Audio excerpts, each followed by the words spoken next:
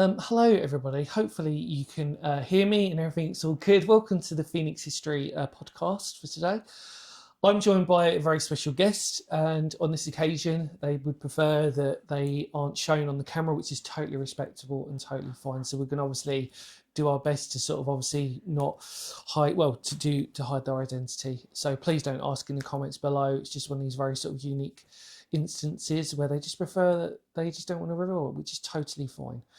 So, as we said before, we've got a very special guest today. Obviously, we can't reveal your name, but we want to talk about your background and everything else. So, first off, what would you like to be referred to in terms of a paranormal world? Like, what would your sort of role be? Within the group that I operate with, I'm what you call a Ouija specialist. So, if you want to call me Ouija, that's fine. Mm-hmm. That's my favourite piece of equipment. Yeah. And I've been doing it for so long, I think I'm quite good at it. How long? Yeah, I mean, like, where did you start? So, what was your beginnings from it, really? I've always been interested in the paranormal. Watched the usual films as I grew up. Yep. Over the years. Had one or two experiences as a youngster, I believe, which we can talk about a bit later. Yeah. The key moment for my current period was at a friend's birthday party, actually. Mm-hmm. Thoroughly drunk, of course. Mm-hmm. And I was talking to this person's daughter, who was also quite drunk, and she was off on a ghost hunt Mm-hmm. A couple of weeks later Right. with her mates. Okay. So we were chatting. She said, "Do you want to come?" I said, "Of course." So that was it, set in stone. So it was December of 2005. Mm-hmm. I remember it vividly because it's the same evening of an incident called the Buncefield oil refinery fire, which 20 years ago, it was in Hertfordshire. It caught fire, and I remember seeing it on television when we got back from the event. So that sticks in my mind. So I can pinpoint the date, which is quite good. I've got a reference point. Yeah. Nice to say. Yeah. So it'll be 20 years this year. Well, I've been active, and we went to a pub in Winchester for the investigation. Okay. Usual thing, we had coffee, but waiting for them to close, and then we did an investigation, which I now recognise the component parts of. The landlord joined us with a couple of the staff who started off sceptical and ended up scared, which is quite interesting. And I discovered during that investigation that I had a certain amount of talent for it. Yeah. I had no idea what that was at the time, didn't recognise it, but it certainly stirred up some enthusiasm in me. And so I formally joined the group that had organised that investigation, and it went from there. I mean, do you feel like for you, with what you've discovered with obviously Ouija board, because we've spoken outside this podcast about, obviously it's one of them things for me personally that I do find quite scary for me personally, and I've had one experience with it, but I was outside of the group whilst it was taking place, and I still found it quite intimidating. And I was a teenager at the time. We spoke about this before. I was with a group of girls, and they were sort of doing it as a bit of fun, which unfortunately, I'm sure you're probably going to agree to, is probably not the ideal sort of circumstance, which even I was very well aware of. I don't know what sort of kept me sitting there, but I think maybe there was a curiosity of, like, when you're a teenager, it's just one of these things. I say one of these things, quite common in, when you're younger, to experiment, isn't it? But I was always very sceptical straight away, and I think that was really, for me, one of the biggest discoveries for me, especially, which I'd like to question you on, is that, especially with Ouija, is that it really, depending on your experience, it could actually make you even more of a stronger believer, or it can actually turn you a different way. Is that fair to say? That sort of thing? Yes, I agree with that. It's certainly something that you don't want to be playing around with. No. Without preparation. Yeah. It's got a bad press. Yeah. There's been too many films where people's heads fall off after they used it. So there's a bit of that going on. But in general terms, you are opening up to the spirit world. Yeah. You're asking them to come forward and talk to you. So you're asking for trouble in some ways. Yeah, absolutely. Potentially. Yeah. It's like anything. You wouldn't stand on the high street at your front door and ask everybody in for a chat. Absolutely, yeah. So I always liken it to You wouldn't take a chainsaw, leave it running, try and refuel it with the blade turning while smoking a cigarette. Yeah, absolutely. And being drunk at the same time, perhaps. Yeah, I appreciate that. What you do is you prepare, you turn the engine off, you put the cigarette out. You don't do it when you're drunk, and you're going to be safe. Yeah. Same thing with a Ouija board. You do your preparation, you do your protection, you're respectful and cautious of the equipment, you're respectful and cautious of any spirits that come through. And then from there, I've never had a bad experience. Okay, yeah, I was actually going to come to that, just to ask you that. Yeah. I've never had a bad experience. And to be honest, it's not the most reliable of equipment either. Interesting. It doesn't react every time. I've spent more hours getting nothing than I have getting something. Can I ask if that's necessarily down to individuals who are in that group? I mean, is it more receptive to believers than it is to skeptics, for example, or is it a sort of... I think there's an element of that. Certainly, skeptics can actively block the board. Yeah. People who are fairly agnostic about it will sit there and watch, and actually, they've been some of the better recipients of messages and so on. So yeah, I think it's a mixed bag. There's a lot of components to it. If I could identify the route, I'd be doing it every time, and it would be great success. But you just have to use the expression cautiously, but you play with it and see what happens. Isn't it a beautiful thing in that way, though? What I mean by that is that there is still that element of sort of unexpectedness. The results can vary in that sort of respect. And what I mean by beautiful is in, like, you know what I mean? Like it's not a sort of one-dimensional type of, you know what I mean? It will give you more questions than answers, sort of thing, in that respect. I agree. It's good that it doesn't work every time, because it proves that it's not a given. It proves that people aren't pushing the planchette or the glass. So it's nice to have some negativity, or some negative results rather, to illustrate that when it's positive, is something that you then need to question. With that, then, actually, I mean, what is probably the better form to use? Would it be a planchette or would it be a glass? What do you find works more for you? Personally, I use a glass. Yeah. I've made my own board. Okay. It's quite large. It's about 3 foot square, but that gives it we can have several people around it. Yeah. There's lots of room for the glass to move. It encourages more reaction and activity. Yeah. I find the more traditional Ouija board with a planchette quite restrictive. You can only get a couple of people on it. That's just a good point, actually, when you think about size, depending on it. Yeah, I can appreciate that. So I prefer a glass and a board. Yeah. Interesting you saying that, yeah. I wanted to just talk about a very niche thing that I'm not sure you'd ever remember, but it was one of these first things that I always I was very interested in as a kid, and it's a very vivid image of me. And it's not actually a Ouija board, but it's something that used to be quite similar, which was it was a robot on the middle of a board, and it had like a wand. Yeah. And it would point to, I'm going, yeah. And for me, I always compared that to a Ouija board in terms of the fact that I remember, I don't know if it was a friend had one, but it was like a very old school one. It was this robot. It basically had like a stick, and you could answer questions, and it would sort of stand around the thing.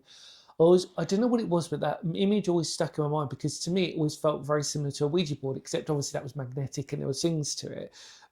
But it awoke in my eyes to the idea of like unknowing and manipulation within that. Does that make sense? And I wonder if a Ouija board in essence is sort of like because what I wanted to try and re-ask you really was that, is it Victorian in date anyway, isn't it? I believe so. Yeah. And I think that within that, I mean, originally, sorry, I'll get there in the end. Originally, it was really as more of a folly, really, wasn't it? As a sort of, wasn't really meant to be taken seriously. I think it was a parlour game. It was a parlour game, yeah. And then I think it developed where people realised they could make money out of it. So come to me, pay me shillings, and I'll give you a message. And inevitably, that sort of activity. But within that, the irony that actually there are definitely unexplained elements to that, like you've rightly said, that I feel that obviously there is definitely goes back to energy in my mind to try and explain it for me, to make me understand it. I always think it's about energy, isn't it? That there's clearly must be a life force or anything. I mean, how would you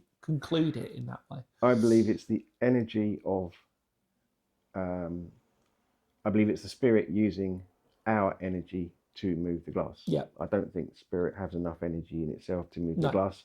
Otherwise, we'd all stand back and watch the glass moving by itself. Yeah, absolutely. Which would be an awesome So thing to yeah, no, of happen. course it would.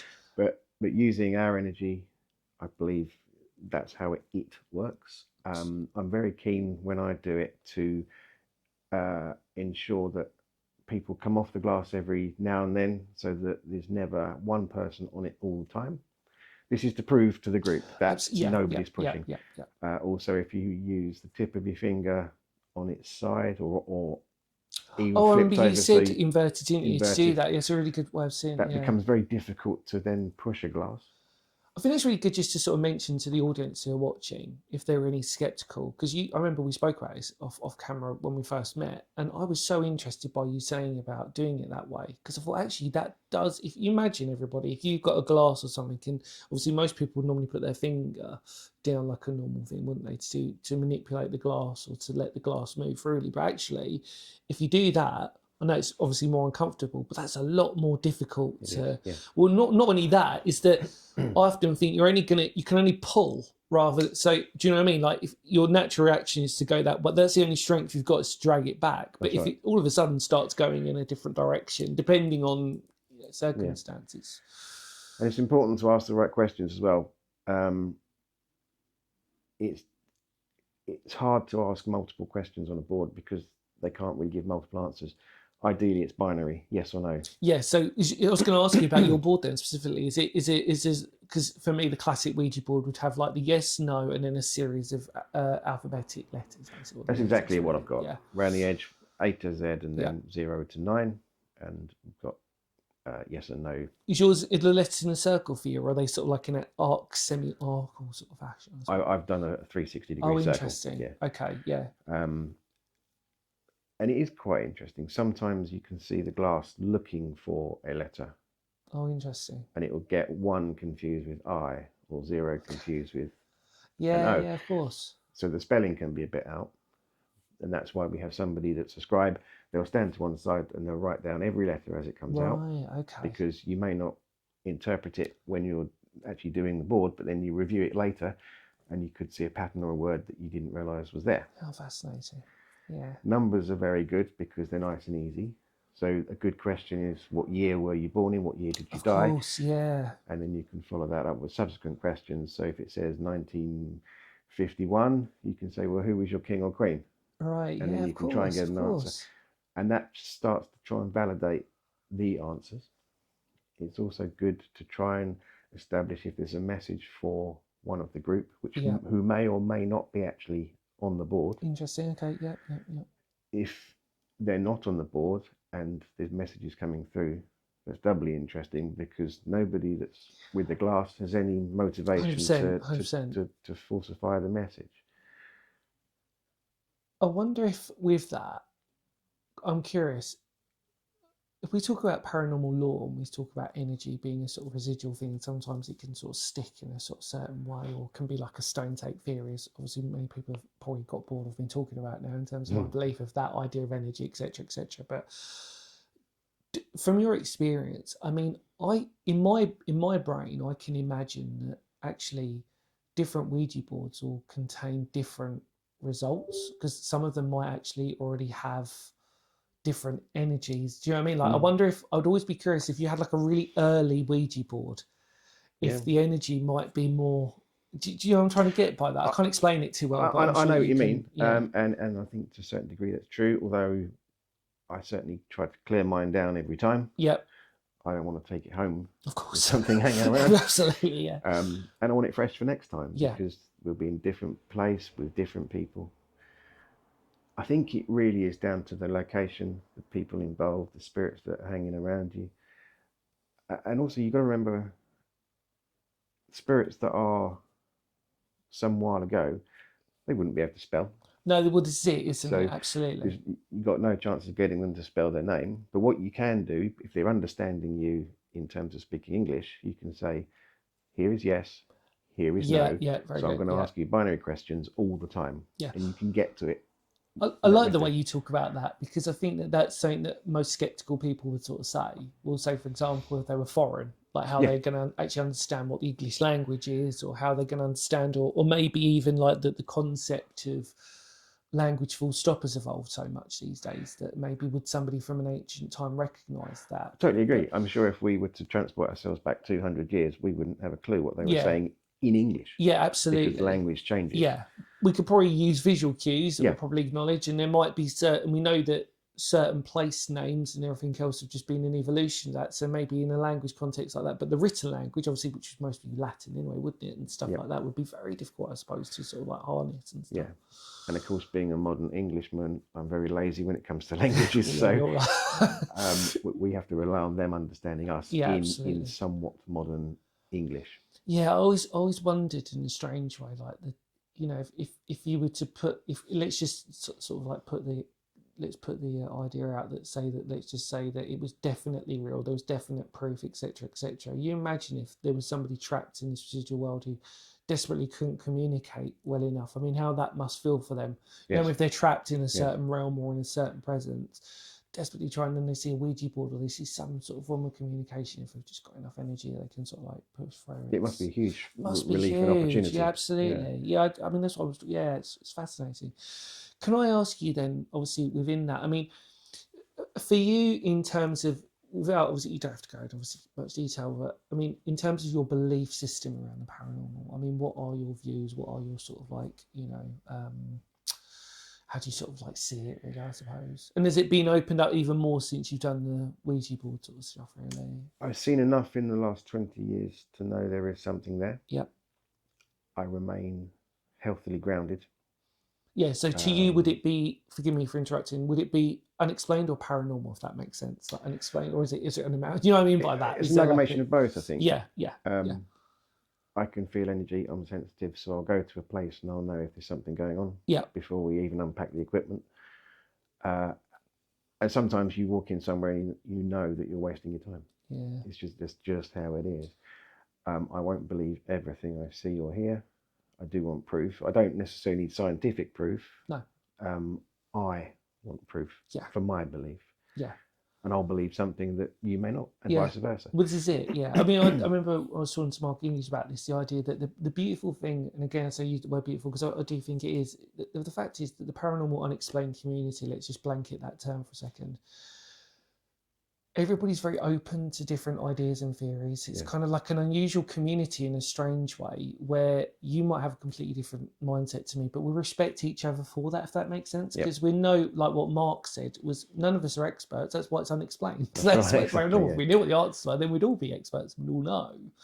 And it's a really nice point that sort of gets marked on. And it's one of these rare communities where there's no one dominant sort of theory amongst everybody else. And we go back to experiences, which I want to actually lead on to, which is that I've always said that everybody's personal experience in their unexplained realm, let's just sort of say, can't be taken away from that person and shouldn't be taken away from that person. If somebody's genuinely felt like they've seen a ghost, it's not for me to turn around and say it's not what they've seen, because in their mind, you've got to get into their headspace and their understanding of it.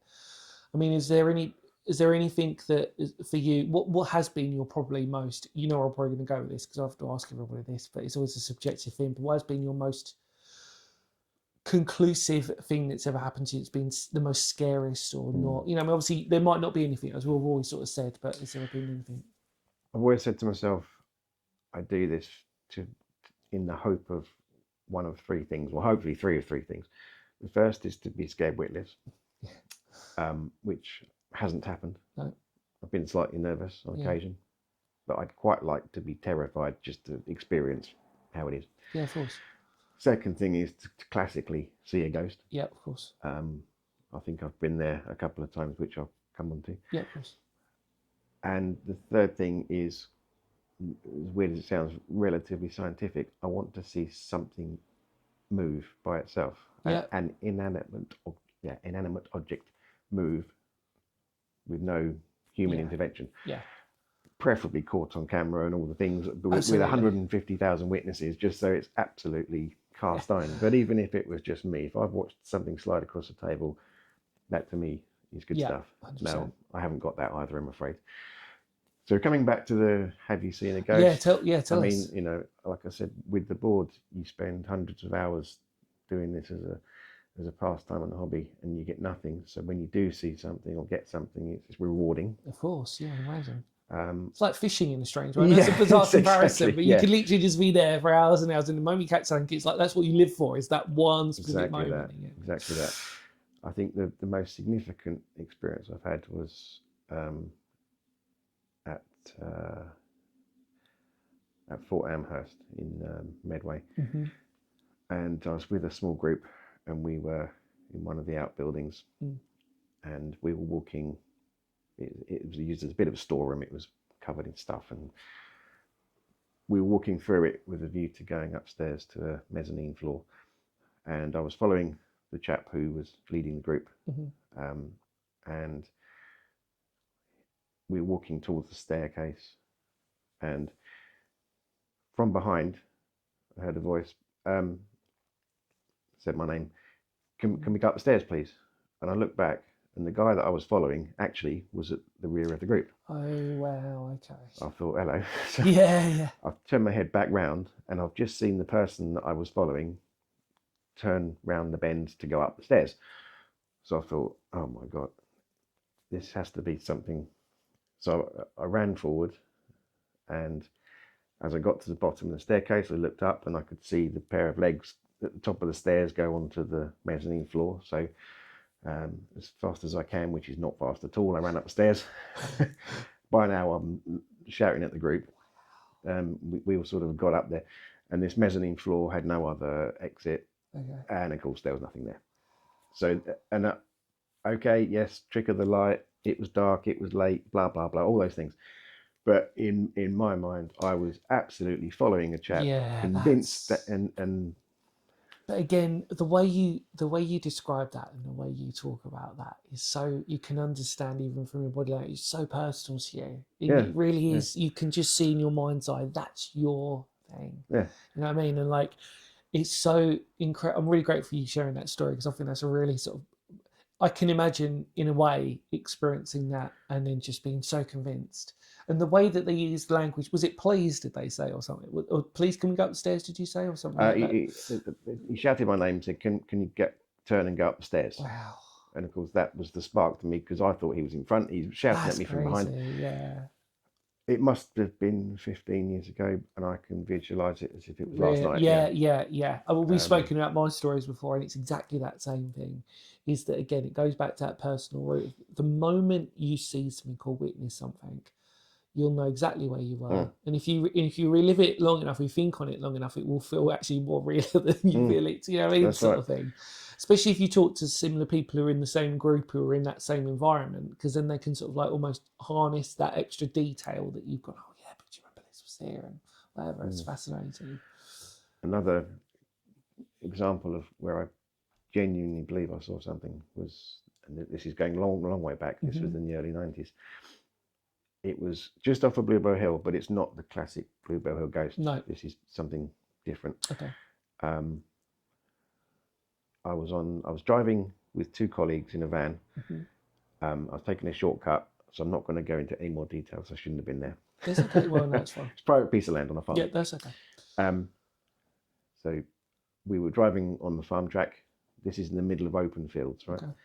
And as we were driving along, we saw a young lady walking towards us. Fairly sort of classic long skirt, Victorian-ish type young lady. She's probably early teens or something like that. Dark shoulder length hair, and she looked up at us as we drove past, and she had black eyes, jet black eyes. And as we drove past, which was fairly slowly, we all sort of looked as we drove past, you know.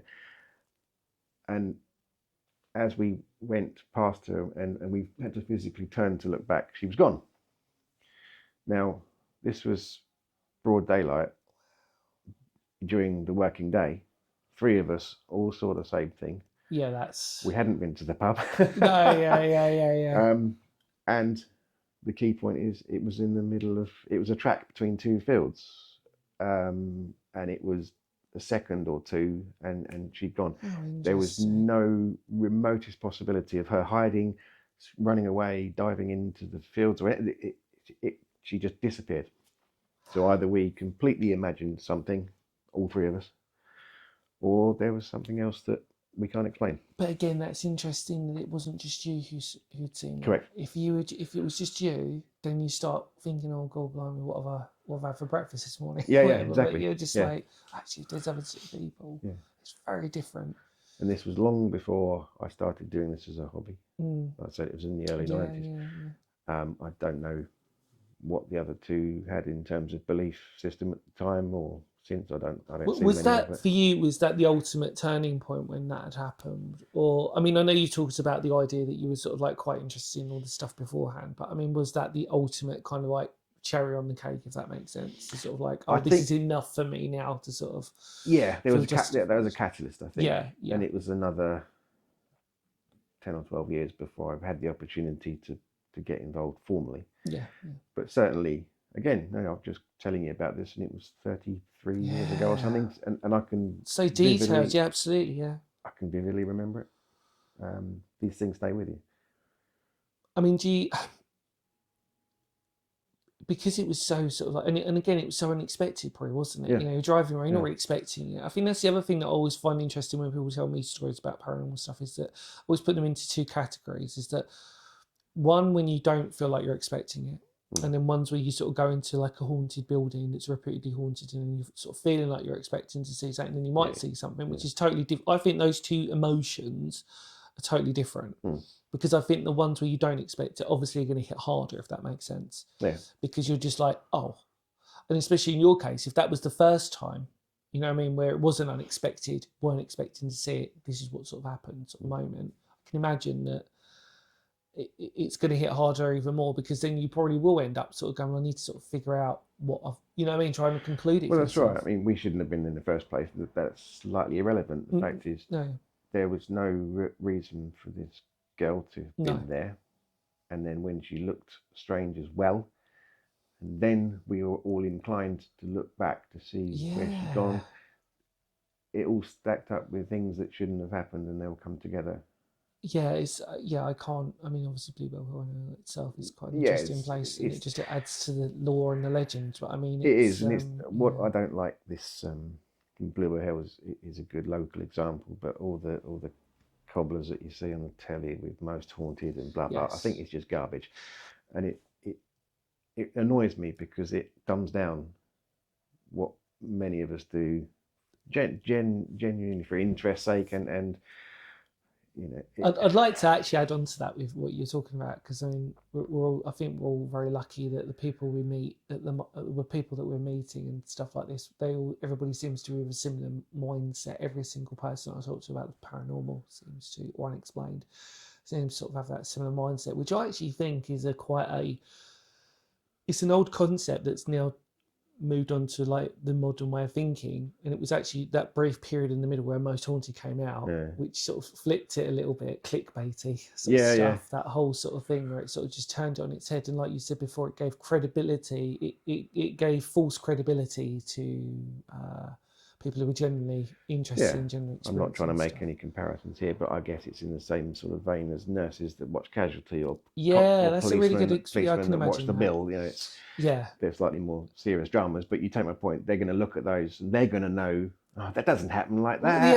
And not only that, I think it's a really good. I was talking to someone the other day about it, and I was sort of saying that actually it's also another interesting thing is that in that example is that, say for example, if you're a policeman, well, not every day is going to be a busy day, and in the case of like not every building in Most Haunted is going to actively be active. It's just that for whatever reason, no offense to people in Most Haunted, because I understand they were trying to make it entertainment, and that's what they clearly said, but it seemed like every single place they went to was going to have haunted. And even I know from experience, obviously being someone who goes to abandoned buildings, I've never experienced anything in an abandoned building, and they're all creepy, and I've never experienced it. We've spoken about this before off camera, and I've said that. I said, of all the places that I've ever experienced stuff, the main things were in a remote church in Cornwall, which obviously the video's been out, which we talk about a lot, which was just an energy thing, whatever. And then the actual ghost stuff that I saw was at Chislehurst Caves, which is a touristy, you know what I mean? But like, But I've been to underground, creepy places. I've been to very dark places that do give you a little bit of an unusual feeling, but to actually witness something, no. And yet most haunted seem to go every single time to find something. Like, oh, wow, okay. There's a glass moving. Oh, brilliant. Oh, wow, you got some really good results. Your hit rate is like 100%. Yeah, exactly. You know what I mean? Like, they're either extremely fortunate or they need to answer some questions. I almost sometimes want to see the realism.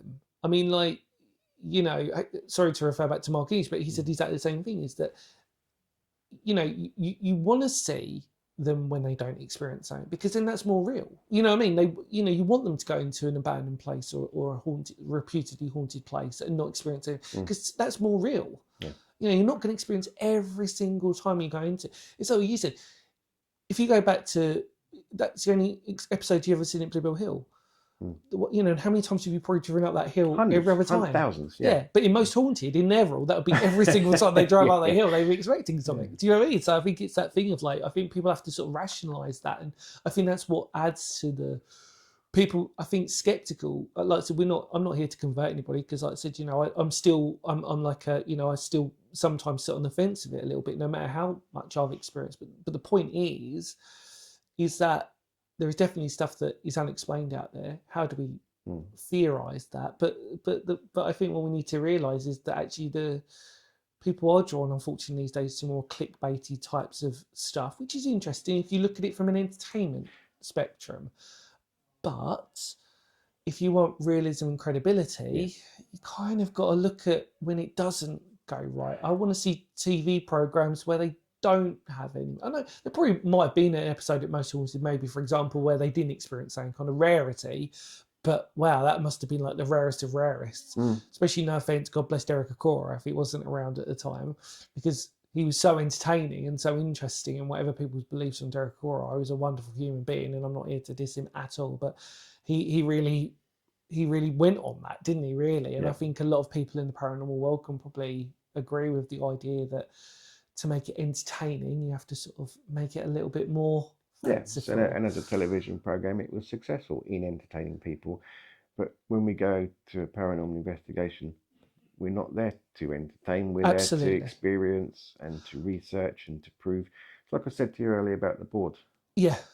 I can spend an hour and it won't move an inch. Yeah. But then when it does, that validates something. The experience becomes credible.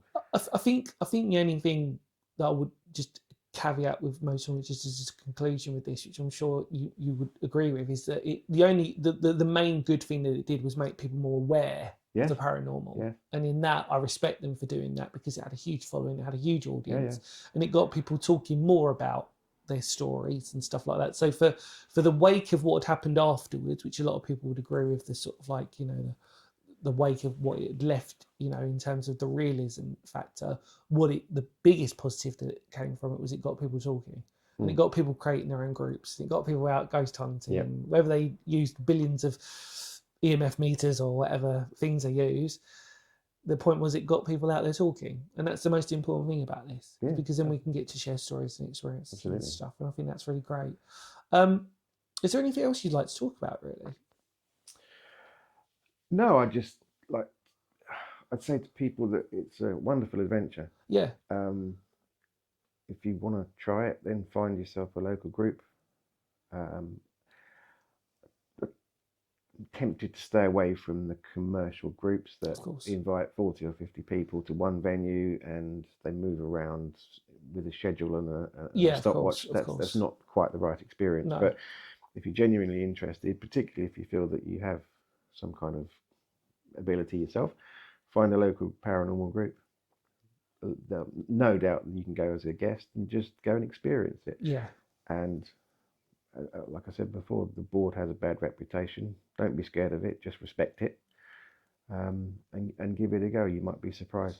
We know that, obviously, depending on when this episode comes out, we are going to do a special on Ouija board anyway, and I'm really fascinated to sort of actually, in a safe and obviously aspects, to really sort of explore that, because I think for me it might sort of, like I said, it does scare me, like we said before, but it scares me because it is genuinely unknown for me. Do you know what I mean? It's like almost probably the only comparison I can sort of say to someone is if somebody told me, right, go down in that deep dark hole and there'll be gold down there, but you're like, yeah, but all I can see is that deep dark hole. Yeah, I don't, you know what I mean, absolutely. sort of thing. You don't see what there could be something out there, and especially if somebody's saying to you, "Don't worry, I've got your hand. We'll go into, you know, I'm not going to be alone in it."